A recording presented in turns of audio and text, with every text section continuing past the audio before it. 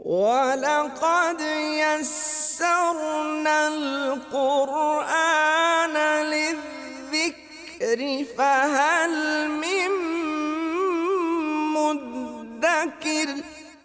السلام علیکم ورحمۃ اللہ وبرکاتہ۔ الحمد للہ وکفا وسلام علی عبادہ الذین اصطفیٰ۔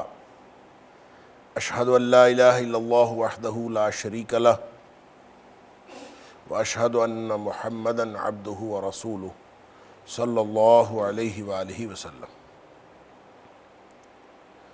اللہم صلی علی محمد وعلی آل محمد کما صلیت علی ابراہیم وعلی آل ابراہیم انک حمید مجید۔ اللہم بارک علی محمد وعلی آل محمد کما بارکت علی ابراہیم وعلی آل ابراہیم انک حمید مجید۔ اما بعد فاعوذ باللہ السمیع العلیم من الشیطان الرجیم من ہمزہ ونفخہ ونفثہ۔ بسم اللہ الرحمن الرحیم۔ الیس اللہ بکاف عبدہ ویخوفونک بالذین من دونہ وَمَن يُضْلِلِ اللَّهُ فَمَا لَهُ مِنْ هَادٍ۔ کیا اللہ اپنے بندے کے لیے کافی نہیں ہے؟ اور وہ ڈراتے ہیں ان لوگوں سے جو اللہ کے علاوہ ہے، اور جس کو اللہ گمراہ کر دے فَمَا لَهُ مِنْ هَادٍ، پس اس کو کوئی ہدایت دینے والا نہیں۔ آیت نمبر 36 سورہ زمر۔ یہاں سے آج کے سبق کا آغاز اللہ کی توفیق سے ہو رہا ہے، اور یہ وہ حصہ ہے سورہ زمر کا جس کے بارے میں پہلے عرض کر چکا ہوں کہ جس میں توحید کے منکرین اور توحید کے مومنین، ایمان لانے والے توحید پر اور اس کا انکار کرنے والے، ان دونوں کا تقابل کیا گیا ہے اور تقابل کردار پیش کیا گیا ہے کہ ایک طرف وہ لوگ ہیں جن کا سینہ نور ایمان سے لبریز ہے، اور دوسری طرف پتھروں جیسے دل رکھنے والے کافر ہیں جن کے دل اندھیروں میں ہیں۔ اس تذکرے کے بعد کہ کفار جو ہیں اپنے کفر میں، مشرک اپنے شرک میں، نبی اکرم صلی اللہ علیہ وآلہ وسلم کی مخالفت میں لگے ہوئے ہیں، اور پھر اس میں تقابل کرتے ہوئے یہ بھی فرمایا کہ جو لوگ سچ کے ساتھ آتے ہیں یا جو سچ کے ساتھ آیا، والذی جاء بالصدق وصدق بہ، اور اس نے تصدیق کی، اولئک هم المتقون، یہ متقین ہیں، لہم ما یشاؤون عند ربہ ذلک جزاء المحسنین، کہ اللہ تعالیٰ ان کو ایسی جزا دے گا جو وہ چاہیں گے ان کے رب کے پاس ہوگا۔ لیکفر اللہ عنہم اسوأ الذی عملوا ویجزیہم اجرہم بأحسن الذی کانوا یعملون، اور جو کچھ وہ عمل کرتے رہے اس سے بہتر ان کو بدلہ اللہ تعالیٰ قیامت والے دن عطا فرمائے گا۔ یہ بات تو ہو گئی قیامت والے دن کی، کہ قیامت کو اللہ تعالیٰ آخرت میں ان کو بہت بہترین اجر دے گا۔ اب کیا خیال ہے کہ جو اللہ والے ہیں، جو اللہ تعالیٰ کے ساتھ ایمان رکھنے والے ہیں، توحید کے جو مومنین ہیں، تو کیا وہ صرف اس بات پہ رکے رہیں کہ آخرت میں اللہ تعالیٰ ان کو بدلہ دے گا، تو دنیا میں ان کے لیے گویا کچھ نہیں ہے، کوئی مدد کرنے والا نہیں ہے، اور دنیا میں ان کو کوئی پوچھنے والا نہیں ہے؟ کیا اس کا مطلب یہ سمجھا جائے؟ اس کا جواب اللہ کریم نے دیا کہ الیس اللہ بکاف عبدہ، دنیاوی اعتبار سے بھی کیا اللہ اپنے بندے کے لیے کافی نہیں؟ یعنی تمہارا کیا خیال ہے کہ اللہ نے اپنے بندے کو اکیلا چھوڑ دیا ہے؟ کہنا تو یہی تھا کہ دنیاوی معاملات میں بھی اللہ اپنے بندے کے لیے کافی ہے۔ یہ بیانیہ جملہ ہونا چاہیے تھا، لیکن یہ جملہ بیانیہ ہونے کی بجائے استفہامیہ اور سوالیہ جملہ اس لیے ہے کہ تاکہ بات کے اندر زور پیدا کیا جائے، اور ایک انتہائی زوردار اسلوب میں یہ بتایا گیا کہ الیس اللہ بکاف عبدہ، کیا تمہارا خیال ہے کہ دنیا میں اللہ اپنے بندے کو اکیلا چھوڑ دے گا؟ وہ کافی نہیں ہے؟ الیس اللہ بکاف عبدہ، کیا اللہ اپنے بندے کے لیے کافی نہیں؟ وَيُخَوِّفُونَكَ بِالَّذِينَ مِن دُونِهِ، اور حالات یہ ہیں کہ آپ کو وہ ڈراتے ہیں من الذین بالذین من دونہ، ان لوگوں سے ڈراتے ہیں جو اللہ کے علاوہ یعنی ان معبودان باطلہ سے ڈراتے ہیں جو اللہ کے علاوہ ہیں، جن کو وہ پوجتے ہیں وہ ان سے ڈراتے ہیں۔ وَمَن يُضْلِلِ اللَّهُ فَمَا لَهُ مِنْ هَادٍ، یعنی دنیا میں کوئی شخص آپ کو مادی قوت سے ڈرائے، کوئی آپ کو معبودان باطلہ سے ڈرائے، کوئی آپ کو کسی قسم کی نفسیاتی روحانی حقیقتوں سے ڈرائے اور خود ساختہ ایسی حقیقتیں بنائی ہوئی ہوں جن کا حقیقت کے ساتھ اور اصل بات کے ساتھ اور اصل عقیدے کے ساتھ کوئی تعلق نہیں ہے، ان چیزوں سے جو ڈراتا ہے وہ دراصل آپ کو چیلنج کرتا ہے اور اہل توحید کو چیلنج کرتا ہے کہ تم ایک اللہ کے ماننے والے ہو اور تمہارا تو کوئی بھی پرسان حال نہیں ہوگا، اور نہ تمہارے ساتھ حکومت ہے، نہ تمہارے ساتھ کوئی دنیا کے کوئی مادی وسائل ہیں، تمہارے پاس تو کچھ بھی نہیں ہے۔ تو وہ لوگ ڈراتے ہیں۔ وَيُخَوِّفُونَكَ بِالَّذِينَ من دونہ، جو اللہ کے علاوہ جتنی بھی طاقتیں ہیں ان سے ڈرایا جاتا ہے اور اہل ایمان کو ہمیشہ ڈرایا جاتا ہے۔ تو اس سب کا جواب اللہ کریم نے دے دیا کہ الیس اللہ بکاف عبدہ، جو اللہ کا ہو جائے، من کان للہ کان اللہ لہ، جو اللہ کا ہو جاتا ہے اللہ اس کا ہو جاتا ہے، اور جس کا اللہ ہو جائے اس کو پھر اللہ کافی ہو جاتا ہے، اس کو پھر کسی اور چیز کی ضرورت نہیں رہتی۔ رہ گئی بات یہ کہ لوگوں کو اس بات کی سمجھ نہیں آتی، وَمَن يُضْلِلِ اللَّهُ فَمَا لَهُ مِنْ هَادٍ، جس کو اللہ نے گمراہ کر دیا ہو اپنی مشیت کے تحت، یعنی گمراہ کر دیا اس طرح نہیں ہے کہ اللہ اپنی رضا کے تحت گمراہ کرتا ہے، ایک اللہ کی رضا ہے، ایک اللہ کی مشیت ہے۔ اللہ نے اپنی مشیت کے تحت جس کو گمراہی کے رستے پر جانے دیا ہو اس کو نہیں پکڑا، اس کی لگامیں کھلی ہیں۔ اِنَّا هَدَيْنَاهُ السَّبِيلَ اِمَّا شَاكِرًا وَإِمَّا كَفُورًا، وہ چاہے شکر والے رستے پہ جائے چاہے کفر والے رستے پہ جائے، فَمَنْ شَاءَ فَلْيُؤْمِنْ وَمَنْ شَاءَ فَلْيَكْفُرْ، چاہے تو مومن ہو ایمان اختیار کرے چاہے کفر کرے، دونوں رستے اللہ تعالیٰ نے کھلے چھوڑ دیے ہوئے۔ تو فرمایا کہ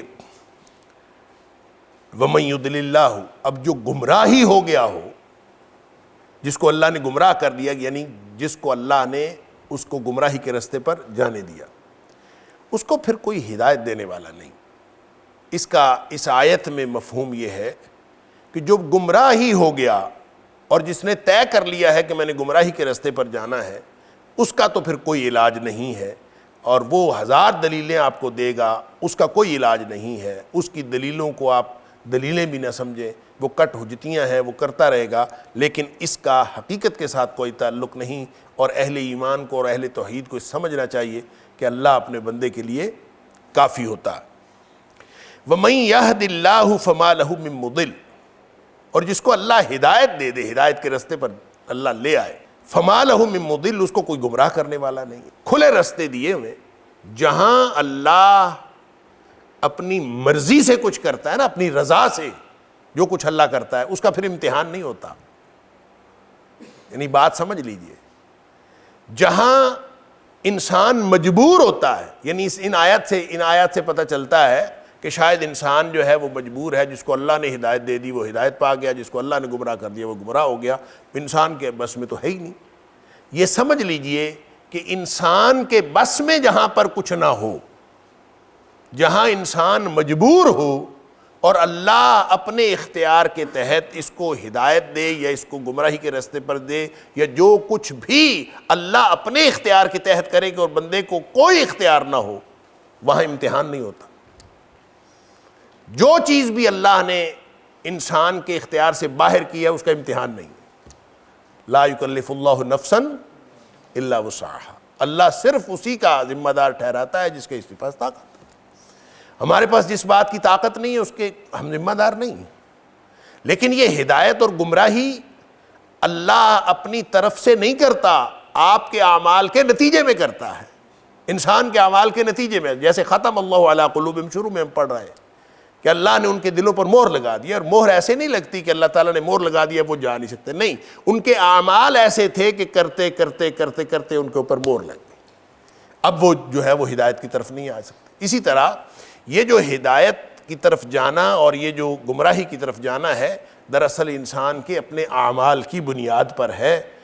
ہاں، کوئی شخص یہ سمجھے کہ اس کا اختیار اللہ کے علاوہ کسی اور کے پاس ہے تو اللہ کے علاوہ کسی اور کے پاس اختیار نہیں. یہ اللہ کے اختیار کا بیان ہے, اللہ کے اختیار کا بیان ہے.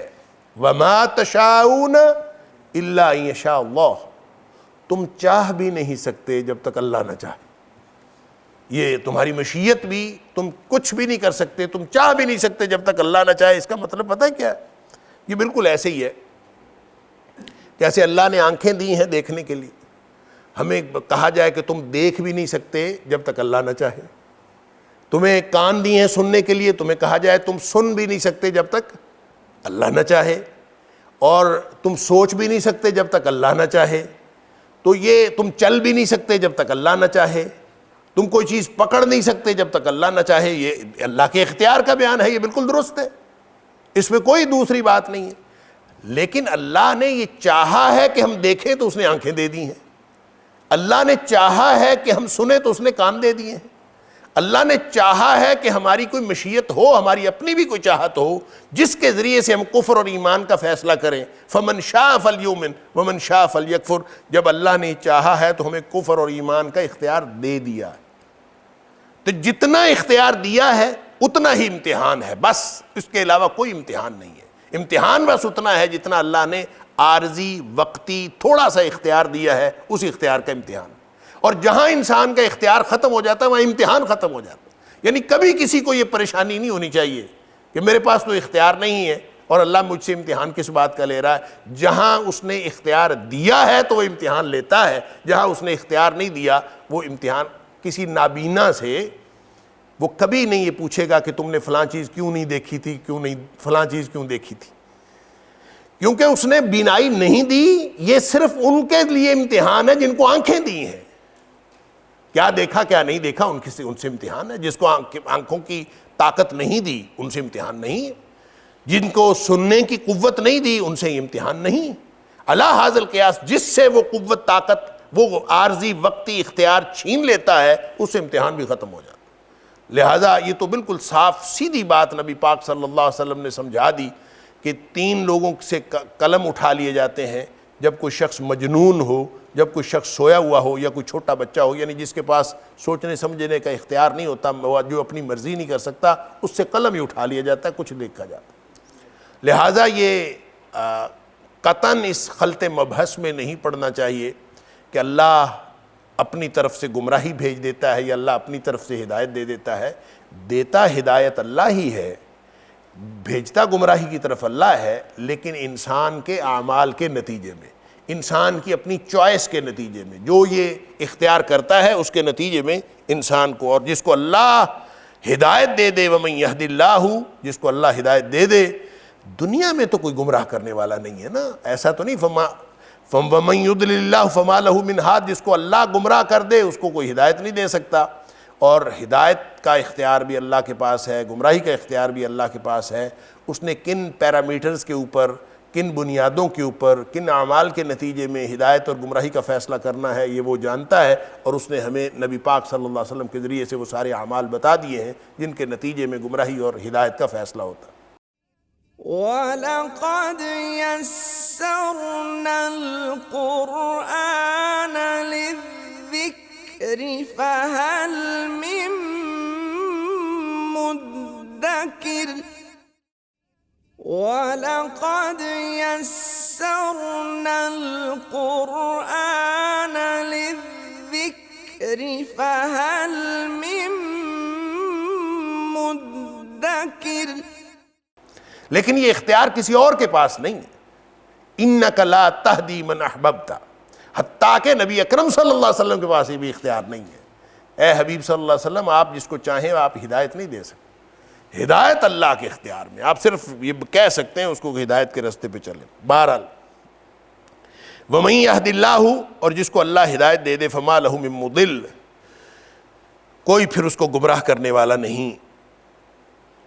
أَلَيْسَ اللَّهُ بِعَزِيزٍ ذِي انتقام, کیا اللہ غالب نہیں ہے اور بدلہ لینے والا نہیں ہے؟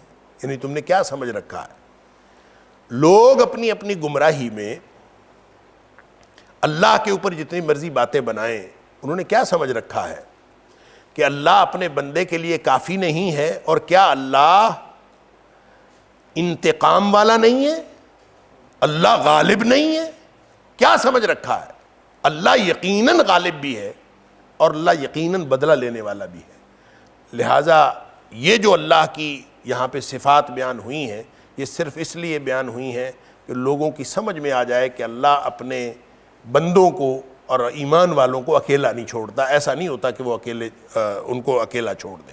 یہ دنیاوی اعتبار سے اللہ تعالیٰ نے اہل ایمان کو یہ تسلی دی ہے اور اہل کفر کو گویا یہ ایک دھمکی دی ہے، الیس اللہ بعزیز ذی انتقام۔ تمہارا کیا خیال ہے کہ اللہ غالب نہیں ہے اور بدلہ لینے والا نہیں ہے؟ یقیناً اللہ غالب ہے اور یقیناً اللہ بدلہ لینے والا ہے۔ وَلَئِن سَأَلْتَهُم مَّنْ خَلَقَ السَّمَاوَاتِ وَالْأَرْضَ لَيَقُولُنَّ اللَّهُ قُلْ أَفَرَأَيْتُم مَّا تَدْعُونَ مِن دُونِ اللَّهِ إِنْ أَرَادَنِيَ اللَّهُ بِضُرٍّ هَلْ هُنَّ كَاشِفَاتُ ضُرِّهِ أَوْ أَرَادَنِي بِرَحْمَةٍ هَلْ هُنَّ مُمْسِكَاتُ رَحْمَتِهِ قُلْ حَسْبِيَ اللَّهُ عَلَيْهِ يَتَوَكَّلُ الْمُتَوَكِّلُونَ۔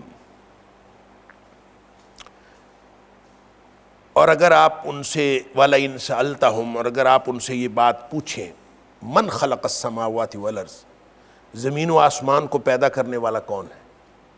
کفار سے یہ پوچھیں کہ زمین و آسمان کی تخلیق کرنے والا کون ہے؟ لَيَقُولُنَّ اللَّهُ، پیدا کرنے والا کون ہے؟ اللہ۔ اور ان سے پوچھیں کون پیدا کرنے والا ہے، تو یہ بھی لازماً یہ کہیں گے کہ اللہ ہی پیدا کرنے والا۔ اللہ اکبر۔ دیکھیں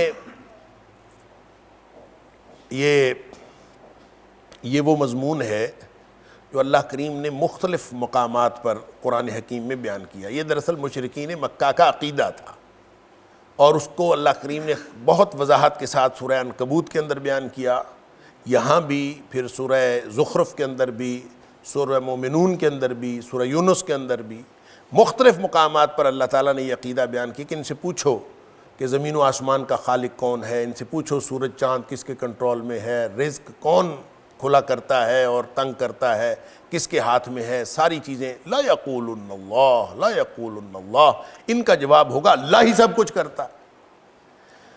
تو یہاں بھی ان کی اسی بات کو، ان کے اسی عقیدے کو اللہ تعالیٰ نے یہاں دوبارہ بیان کیا ہے اور فرمایا کہ ان سے اگر پوچھو کہ یہ ویسے تو تمہیں ڈراتے ہیں، اللہ کے علاوہ جو معبودان باطل ہیں تمہیں ان سے ڈراتے ہیں، وَيُخَوِّفُونَكَ، یہ پیچھے ہم نے پڑھ لیا نا، وَيُخَوِّفُونَكَ بِالَّذِينَ مِن دُونِهِ، اللہ کے علاوہ جو بھی ہستیاں ہیں، جو بھی کردار ہیں، جو بھی قوتیں ہیں، جو بھی طاقتیں ہیں، ان سے تمہیں ڈراتے ہیں۔ تو ان سے یہ پوچھو کہ زمین و آسمان کا خالق کون ہے؟ یہ کہیں گے اللہ ہی خالق ہے۔ جب اللہ خالق ہے، یہ مانتے ہو کہ اللہ خالق ہے،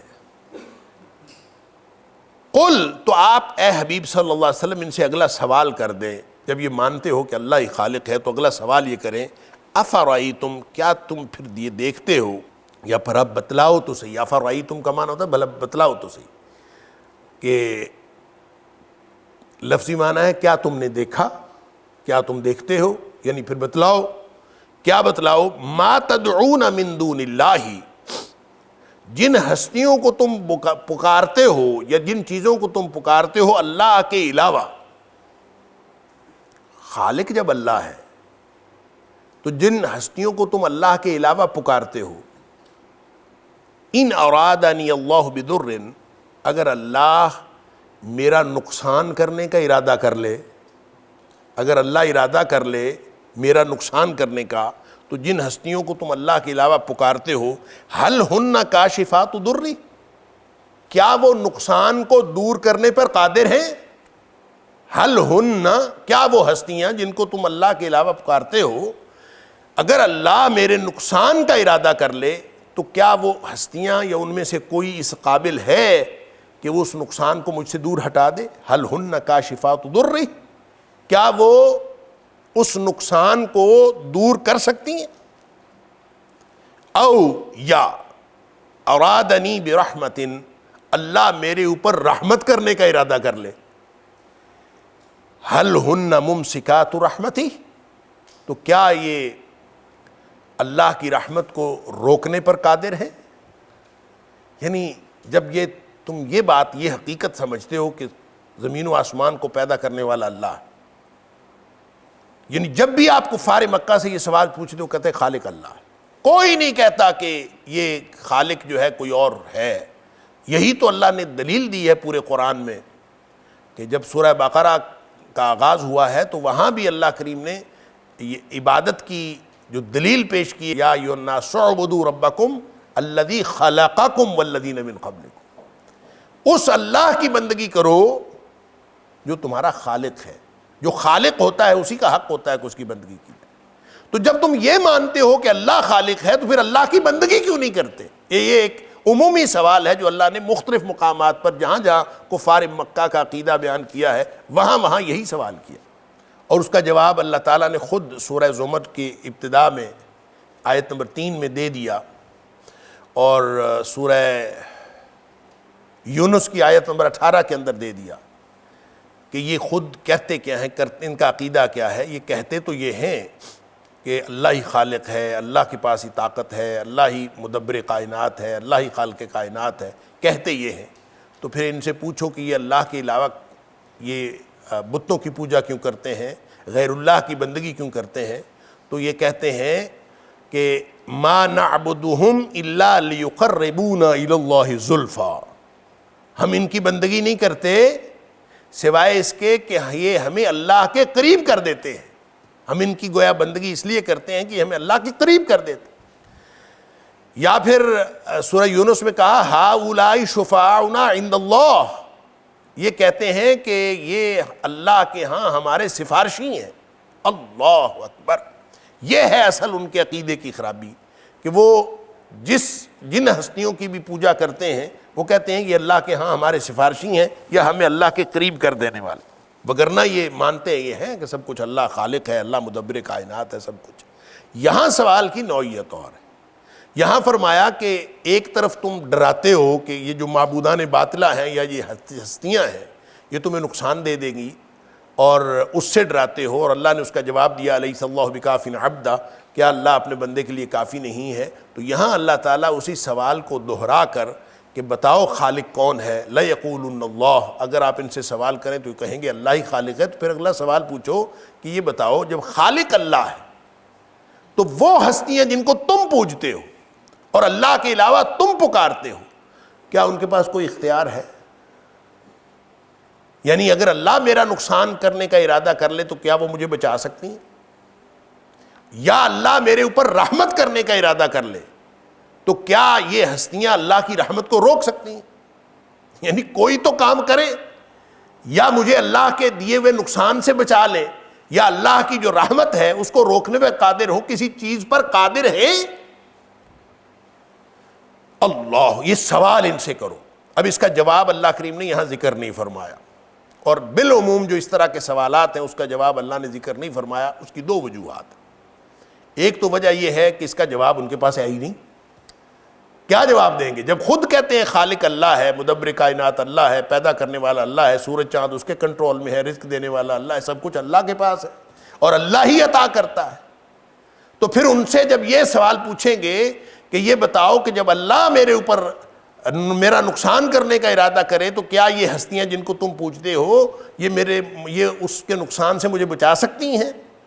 یا پھر اگر اللہ میرے اوپر رحمت کا ارادہ کر رہے تو کیا یہ ہستیاں اس کی رحمت کو روک سکتی ہیں؟ تو ظاہر ہے نہیں روک سکتی، ظاہر ہے اللہ کے دیے ہوئے نقصان سے نہیں بچا سکتی۔ سوال اس کا جواب تو یہی، لیکن یہ جواب دیتے نہیں۔ یہاں جواب ذکر نہ کرنے کے دو معنی، ایک معنی تو یہ ہے کہ وہ جواب دیتے ہی نہیں ہیں، اور دوسرا معنی یہ ہے کہ جواب دے سکتے ہی نہیں۔ جواب ہو تو دے نا، لہٰذا اس کا جواب سوائے خاموشی کے اور کچھ نہیں ہے، وہ جواب دے سکتے ہی نہیں۔ جب وہ خود مانتے ہیں کہ ساری طاقت اللہ کے پاس ہے تو کیسے جواب دیں؟ تو جب انہوں نے کچھ نہیں بولنا اور اس سوال کا جواب انہوں نے دے بھی نہیں سکنا، فقل قل حسبی اللہ، وَلَقَدْ يَسَّرْنَا الْقُرْآنَ لِلذِّكْرِ فَهَلْ مِن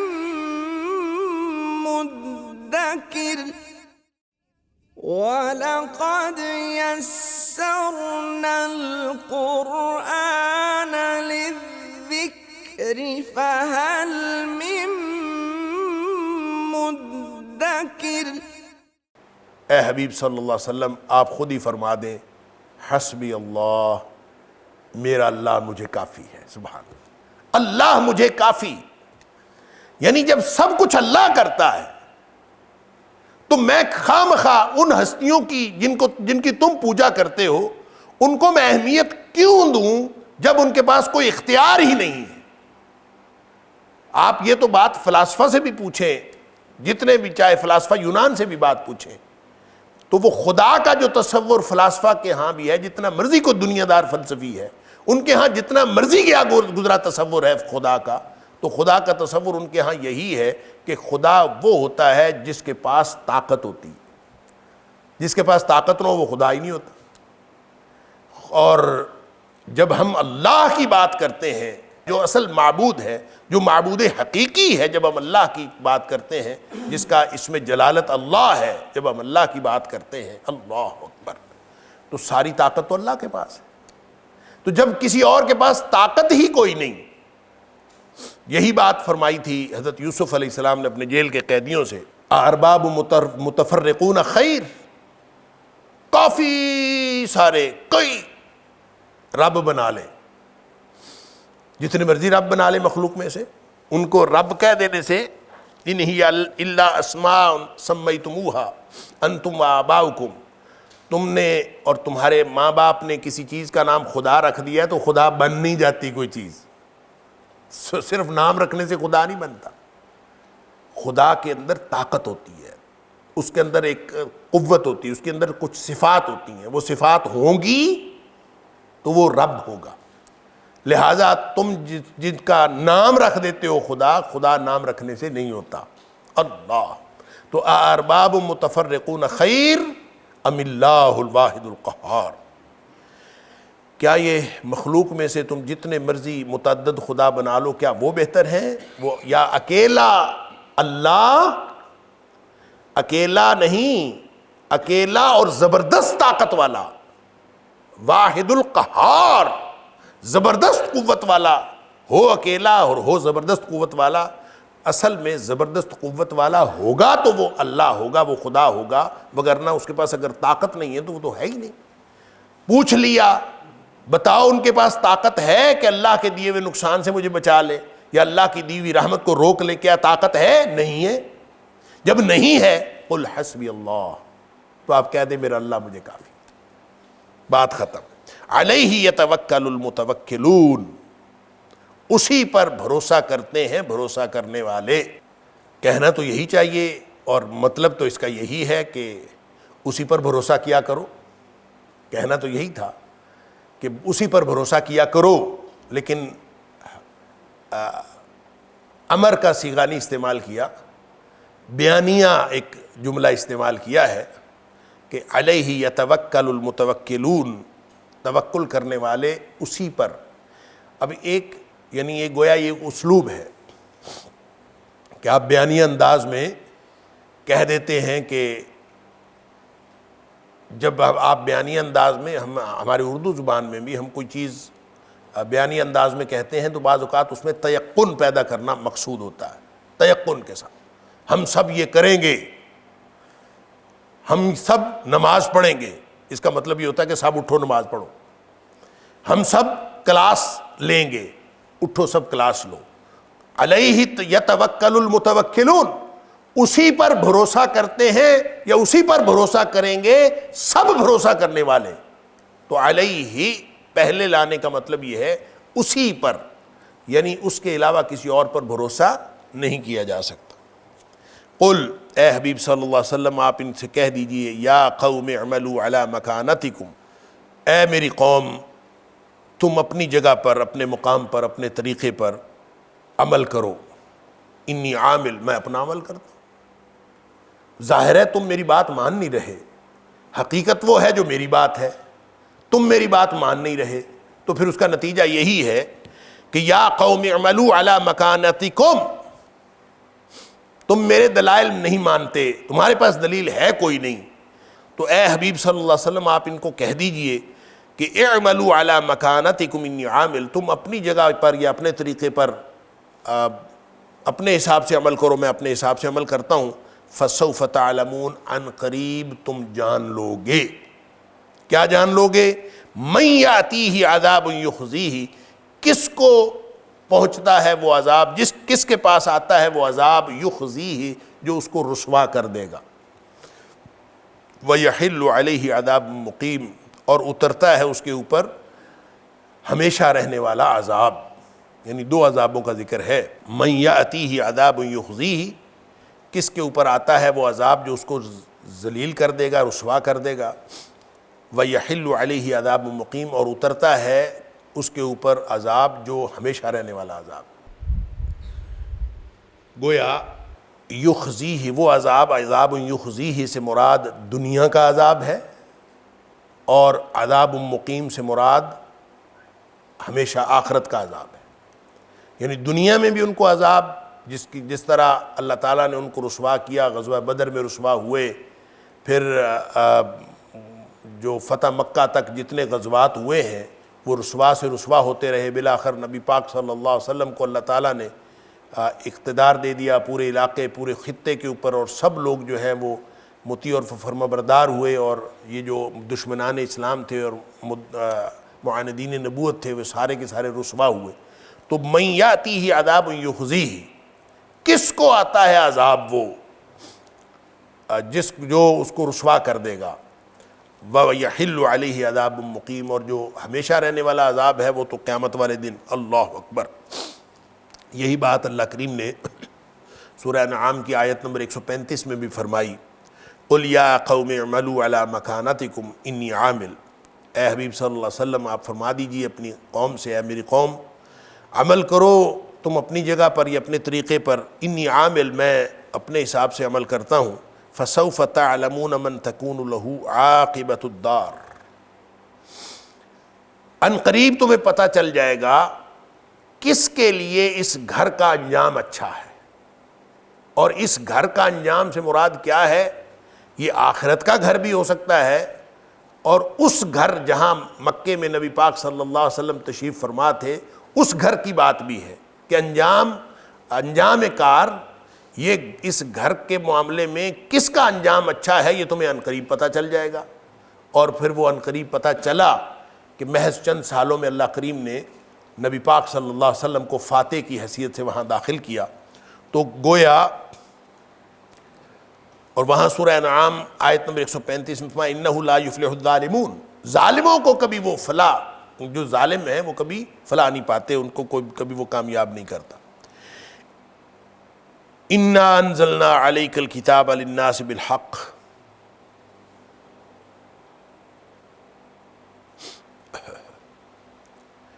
بے شک ہم نے نازل کیا ہے علیک الکتاب، آپ کی طرف ایک کتاب نازل کی ہے، للناس، لوگوں کے لیے، بالحق، حق کے ساتھ۔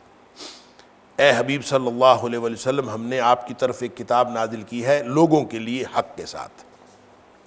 فمن اہتدی فلنفسہ، جو شخص ہدایت پاتا ہے پس وہ اپنے آپ کے لیے ہدایت پاتا ہے۔ یعنی نبی کریم صلی اللہ علیہ وسلم کی کوئی ذمہ داری تھوڑی ہے کہ ہر شخص ہدایت یافتہ ہو جائے۔ نبی کریم صلی اللہ علیہ وسلم کی ذمہ داری ہے ہدایت پہنچانا، اللہ کا کام، اللہ کا پیغام پہنچانا۔ یا ایھا الرسول بلغ ما انزل الیک من ربک، اے اللہ کے رسول صلی اللہ علیہ وسلم جو آپ کی طرف، آپ کے رب کی طرف سے نازل ہوا ہے وہ آپ پہنچا دیجئے۔ بس نبی پاک صلی اللہ علیہ وسلم کا فذکر انما انت مذکر، اے حبیب صلی اللہ علیہ وسلم آپ پہنچا دیجئے، آپ کچھ داروغے نہیں ہیں، آپ بس پہنچا دیجئے۔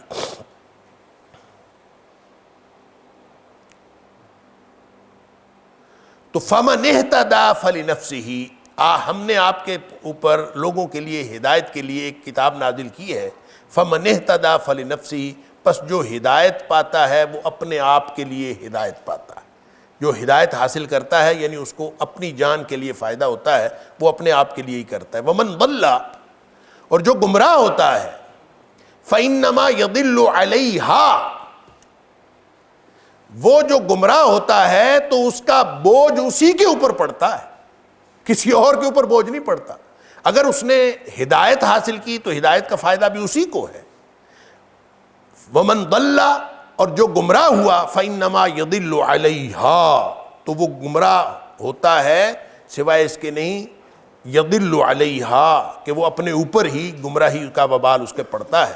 وما انت علیہم بوکیل، اور آپ ان کے اوپر ذمہ دار نہیں ہیں۔ وما انت علیہم بوکیل، وکیل کا مطلب ہوتا ہے ذمہ دار، نگران۔ تو اے حبیب صلی اللہ علیہ وسلم، آپ کوئی ان کے ذمہ دار نہیں ہیں، آپ ان کے نگران نہیں۔ إن هذا القرآن يهدي للتي هي أقوم ويبشر المؤمنين الذين يعملون الصالحات أن لهم أجرا كبيرا